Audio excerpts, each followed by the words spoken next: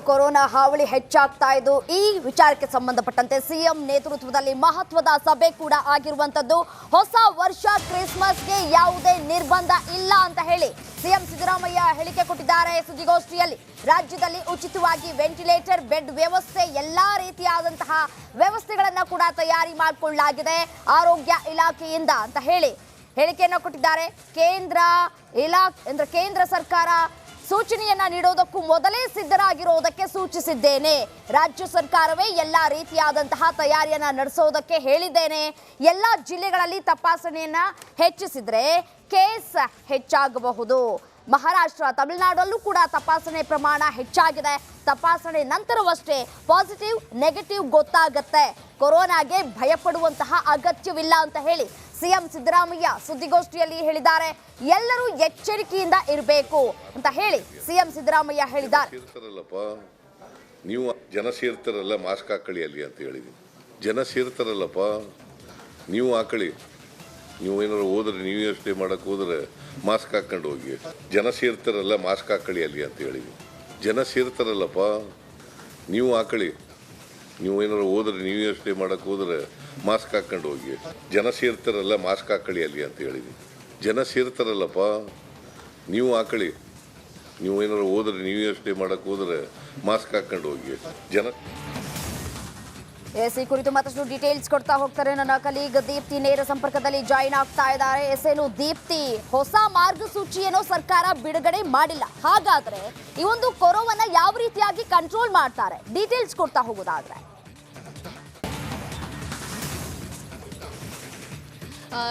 ರಮ್ಯಾ, ದೇಶದಲ್ಲಿ ಪತ್ತೆಯಾಗಿರುವಂತಹ ಒಮಿಕ್ರಾನ್ನ ಉಪತಳಿ JN1 ರಾಜ್ಯದಲ್ಲಿ ಪತ್ತೆಯಾಗಿಲ್ಲ. ಹೀಗಾಗಿ ಆತಂಕ ಪಡುವಂತಹ ಪರಿಸ್ಥಿತಿ ಇಲ್ಲ. ಹಾಗಂತ ಎಚ್ಚರಿಕೆಯನ್ನ ಕೂಡ ವಹಿಸಬೇಕಾಗುತ್ತೆ. ಮೈ ಮರೆತ್ರೆ ಕಷ್ಟ ಅಂತ ಹೇಳಿ ಸಿಎಂ ಸೂಚನೆಯನ್ನ ಕೊಟ್ಟಿರುವಂತದ್ದು. ಜೊತೆಗೆ ಜನರನ್ನ ಹೆದರಿಸುವಂತದ್ದು ಬೇಡ, ಆರೋಗ್ಯ ಇಲಾಖೆಯಿಂದ ಸಕಲ ಸಿದ್ಧತೆಗಳನ್ನ ಮಾಡ್ಕೊಳ್ಬೇಕಾಗುತ್ತೆ ಅಂತ. ರಾಜ್ಯದಲ್ಲಿ ಈಗಾಗಲೇ 5,000 ಟೆಸ್ಟಿಂಗ್ ನ ಮಾಡೋದಕ್ಕೆ ಸೂಚನೆಯನ್ನ ಆರೋಗ್ಯ ಇಲಾಖೆ ಕೊಟ್ಟಿದೆ. ಅದ್ರ ಪ್ರಕಾರವಾಗಿ ರಾಜ್ಯದಲ್ಲಿ 5,000 ಪೈಕಿ ಬೆಂಗಳೂರಿನಲ್ಲೇ 1,000ದಷ್ಟು ಟೆಸ್ಟ್ಗಳನ್ನ ಮಾಡಿ, ಯಾಕಂದ್ರೆ ಹೈಯೆಸ್ಟ್ ಈ ತನಕದ ಕೇಸ್ನಲ್ಲಿ ಬೆಂಗಳೂರಿನಲ್ಲಿ ತುಂಬಾನೇ ಕೇಸ್ಗಳು ಪತ್ತೆ ಆಗ್ತಾ ಇದೆ. ಇವತ್ತಿಗೆ 22 ಕೇಸ್ ಬೆಂಗಳೂರಿನಲ್ಲಿ ಪತ್ತೆ ಆಗಿರುವಂತಹ ಹಿನ್ನೆಲೆಯಲ್ಲಿ ಕನಿಷ್ಠ ಪಕ್ಷ ಬೆಂಗಳೂರಿನಲ್ಲಿ 1,500ದಷ್ಟು ರೈಲ್ವೆ ನಿಲ್ದಾಣ ಇರಬಹುದು, ಬಸ್ ನಿಲ್ದಾಣ ಇರಬಹುದು, ಏರ್ಪೋರ್ಟ್ಗಳಲ್ಲಿ ಟೆಸ್ಟಿಂಗ್ ಗಳನ್ನ ಹೆಚ್ಚಳ ಮಾಡಿ ಅಂತಲೂ ಕೂಡ ಈಗಾಗಲೇ ಸೂಚನೆಯನ್ನ ಕೊಟ್ಟಿರುವಂತದ್ದು. ಮತ್ತೊಂದು ಕಡೆ ಗಡಿ ಭಾಗದಲ್ಲಿ, ಯಾಕಂದ್ರೆ ಕೇರಳದಲ್ಲಿ ಕಾಣಿಸಿಕೊಂಡಿದೆ, ತಮಿಳುನಾಡಲ್ಲೂ ಕೂಡ JN1 ಕಾಣಿಸಿಕೊಂಡಿದೆ. ಈ ಹಿನ್ನೆಲೆಯಲ್ಲಿ ಆ ಒಂದು ಗಡಿ ಭಾಗದಲ್ಲಿ ಟೆಸ್ಟಿಂಗ್ ರೇಟ್ ಅನ್ನ ಹೆಚ್ಚಳ ಮಾಡಬೇಕು. ಅಲ್ಲಿಂದ ಬರುವಂತಹ ಪ್ರಯಾಣಿಕರಿಗೆ ಟೆಸ್ಟಿಂಗ್ ಅನ್ನ ಮಾಡಿ ಈ ಮೂಲಕ ರಾಜ್ಯದಲ್ಲಿ ಏನಾದ್ರೂ JN1 ಪತ್ತೆ ಆಗುತ್ತಾ ಅನ್ನೋದ್ರನ್ನ ಪತ್ತೆ ಹಚ್ಚಿ ಅಂತಲೂ ಕೂಡ ಹೇಳಿದ್ದಾರೆ. ಇನ್ನು 60 ವರ್ಷ ಮೇಲ್ಪಟ್ಟಂತಹ ಹಿರಿಯರಿಗೆ ಕಡ್ಡಾಯವಾಗಿ ಮಾಸ್ಕ್ ನ ಹಾಕೊಳ್ಬೇಕು.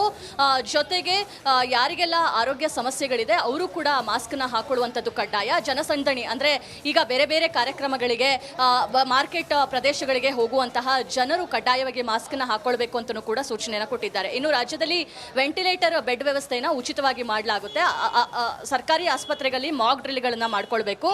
ತಮ್ಮಲ್ಲಿರುವಂತಹ ಸಿದ್ಧತೆಗಳು ಏನಿದೆ, ಆಕ್ಸಿಜನ್ ಬೆಡ್ ಇರ್ಬೋದು, ICU ಬೆಡ್ ಇರ್ಬೋದು, ವೆಂಟಿಲೇಟರ್ಸ್ ಇರ್ಬೋದು, ಇದೆಲ್ಲನೂ ಕೂಡ ಮುಂಚಿತವಾಗಿ ವ್ಯವಸ್ಥೆಯನ್ನ ಮಾಡ್ಕೊಳ್ಬೇಕು. ಪ್ರತಿ 1 ವಾರಕ್ಕೂ ಕೂಡ ಆಸ್ಪತ್ರೆಗಳಲ್ಲಿ ಮಾಕ್ ಡ್ರಿಲ್ ನ ಮಾಡೋ ಮೂಲಕ ಸಿದ್ಧತೆಗಳ ಪಟ್ಟಿಯನ್ನ ಆರೋಗ್ಯ ಇಲಾಖೆಗೆ ಕೊಡಬೇಕು ಅಂತಲೂ ಕೂಡ ಸೂಚನೆಯನ್ನ ಕೊಟ್ಟಿದ್ದಾರೆ. ಜೊತೆಗೆ ಕೇಂದ್ರಕ್ಕಾಗಿ ಕಾಯೋದು ಬೇಡ, ರಾಜ್ಯ ಸರ್ಕಾರದಿಂದ ರಾಜ್ಯದಲ್ಲಿ ಏನೆಲ್ಲ ಕ್ರಮಗಳನ್ನ ತಗೊಳ್ಬೇಕು ಅದನ್ನ ತಗೊಳ್ಳಿ, ಫ್ರೀ ಹ್ಯಾಂಡ್ ಅನ್ನ ಕೊಡ್ತೀನಿ ಅಂತಲೂ ಕೂಡ ಸಿಎಂ ಸೂಚನೆ ಕೊಟ್ಟಿರುವಂತದ್ದು. ಒಟ್ಟಾರೆ ಸಿಎಂ ಅವರು ಈ ಬರುವಂತಹ ಕ್ರಿಸ್ಮಸ್ ಇರ್ಬೋದು ಅಥವಾ ನ್ಯೂ ಇಯರ್ಗೆ ಯಾವುದೇ ರೀತಿಯಾಗಿ ಕಠಿಣ ರೂಲ್ಸ್ ಅನ್ನ ನಾವು ಜಾರಿ ಮಾಡೋದಿಲ್ಲ. ಸದ್ಯದ ಮಟ್ಟಿಗೆ ರಾಜ್ಯದಲ್ಲಿ JN1 ಪತ್ತೆ ಆಗಿಲ್ಲ, ಪ್ರಕರಣಗಳು ಕೂಡ ಅಂತಹ ದೊಡ್ಡ ಮಟ್ಟಿಗೆ ಏರಿಕೆ ಆಗಿಲ್ಲ. ಹೀಗಾಗಿ ಟಫ್ ರೂಲ್ಸ್ ಏನು ಬೇಕಾಗಿಲ್ಲ. ಜನ ತಮ್ಮ ಎಚ್ಚರಿಕೆಯಿಂದ ಇದ್ರೆ ಸಾಕು. 60 ವರ್ಷ ಮೇಲ್ಪಟ್ಟಂತಹ ಹಿರಿಯರ ಬಗ್ಗೆ ಸ್ವಲ್ಪ ಕೇರ್ಫುಲ್ ಆಗಿರಬೇಕು. ಒಂದು ಪಕ್ಷ ಗುಣಲಕ್ಷಣಗಳೇನಾದ್ರೂ ಕೋವಿಡ್ ಇದ್ದು ಗೊತ್ತಾದ್ರೆ ತಕ್ಷಣ ತಪಾಸಣೆ ಮಾಡ್ಕೊಳ್ಳುವಂಥದ್ದು, 60 ವರ್ಷ ಮೇಲ್ಪಟ್ಟಂತಹ ಹಿರಿಯರ ಸಂಪರ್ಕದಿಂದ ದೂರ ಇರುವಂಥದ್ದು, ಬಾಣಂತಿಯರು ಹಾಗೆ ಗರ್ಭಿಣಿಯರ ಬಗ್ಗೆನೂ ಕೂಡ ಜಾಗ್ರತೆಯನ್ನ ವಹಿಸಬೇಕು. ರೈಟ್ ದೀಪ್ತಿ, ಧನ್ಯವಾದ ತಮ್ಮೆಲ್ಲ ಕಂಪ್ಲೀಟ್ ಮಾಹಿತಿಗಾಗಿ.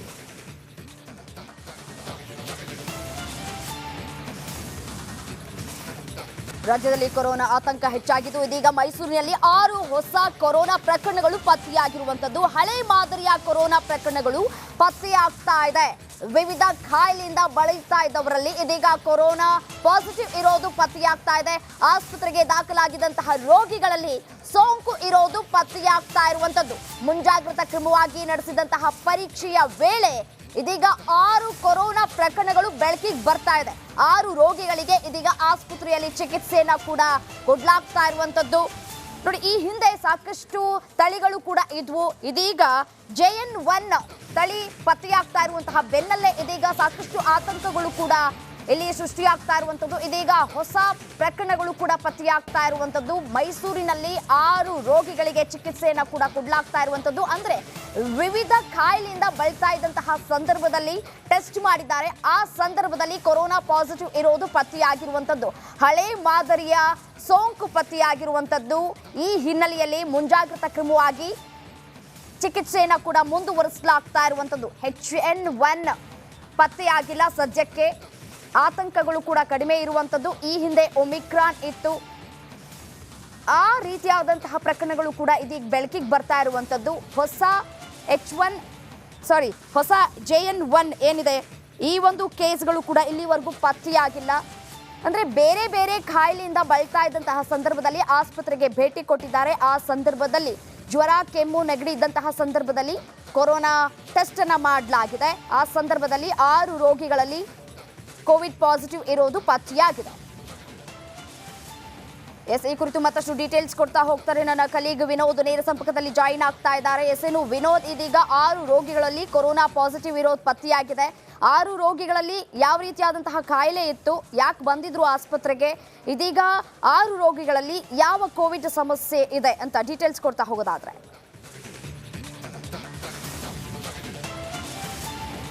ಈಗಾಗಲೇ ಏನು ಕರೋನಾ ರೂಪಾಂತರ ವೈರಸ್ ಯಾವುದೇ ರೀತಿಯಾದಂತಹ ಹೊಸ ಪ್ರಕರಣಗಳು ಮೈಸೂರಲ್ಲಿ ಪತ್ತೆಯಾಗಿಲ್ಲ. ಬದಲಾಗಿ ಈ ಹಿಂದೆ ಬರ್ತಾ ಇದ್ದಂಥ ಕೋವಿಡ್ ಏನಿದೆ, ಆ ಕೋವಿಡ್ನ ಟೆಸ್ಟ್ ಮಾಡೋ ಸಂದರ್ಭದಲ್ಲಿ 6 ಕೇಸ್ಗಳೀಗ ಪತ್ತೆಯಾಗಿದೆ. ಭಾಳ ಪ್ರಮುಖವಾಗಿ 6 ಜನರು ಕೂಡ ಈಗ ಆಲ್ರೆಡಿ ಆಸ್ಪತ್ರೆಯಲ್ಲಿ ಚಿಕಿತ್ಸೆ ಎಲ್ಲ ಪಡಿತಾ ಇದ್ರು.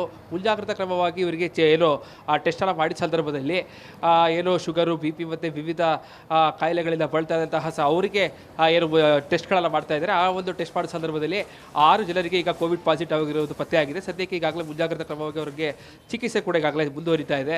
ಸದ್ಯಕ್ಕೆ ಮೈಸೂರಿಗೆ ಏನು ರೂಪಾಂತರ ವೈರಸ್ ಇರುವಂತಹ JN1 ಆ ಕೇಸಸ್ ಯಾವುದು ಪತ್ತೆಯಾಗಿಲ್ಲ. ಬದಲಾಗಿ ಹಳೆಯ ಮಾದರಿಯ ಕರೋನಾ ಈಗ ಪತ್ತೆಯಾಗಿರುವಂಥದ್ದು. ಸದ್ಯಕ್ಕೆ ಮೈಸೂರಲ್ಲಿ ಯಾವುದೇ ರೀತಿಯಾದಂತಹ ಸಾಕಷ್ಟು ಮುಂಜಾಗ್ರತಾ ಕ್ರಮಗಳೆಲ್ಲ ಈಗಾಗಲೇ ಜಿಲ್ಲಾ ಆರೋಗ್ಯಾಧಿಕಾರಿಗಳು ಕೈಗೊಳ್ತಾ ಇದ್ದಾರೆ. ಈಗಾಗಲೇ 180 ಆಕ್ಸಿಜನೇಟೆಡ್ ಬೆಡ್ ಎಲ್ಲ ತಯಾರು ಮಾಡಿಕೊಂಡಿದ್ದಾರೆ.